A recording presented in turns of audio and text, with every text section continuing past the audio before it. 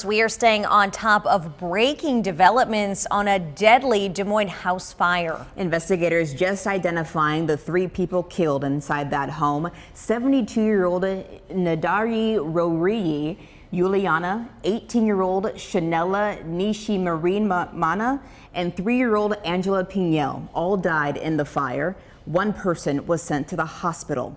Many neighbors say the fire was a scary wake-up call around 3 o'clock this morning. Sure was. KCCI senior reporter Todd Magel is live along Three Lakes Parkway where it happened. And Todd, you even spoke with the homeowner who lost loved ones in the fire. Yeah, Laura and Jody, this really is just a gut punch here at the south side. And we did talk to the homeowner. He says he wanted to speak out because he wanted to talk about the dear family members that he's lost. And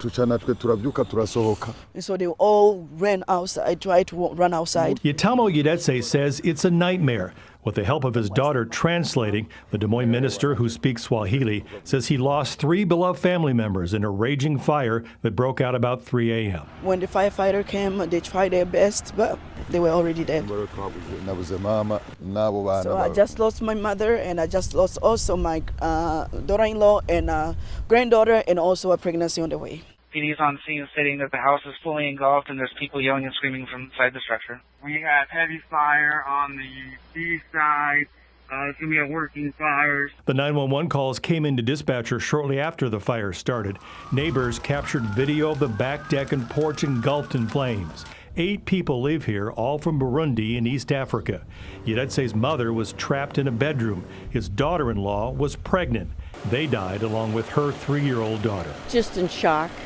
Total shock, just, disbelief, crying, consolable. I mean, they knew there were family members missing. Linda Bates lives across the street. She and other neighbors helped the family with clothing and blankets.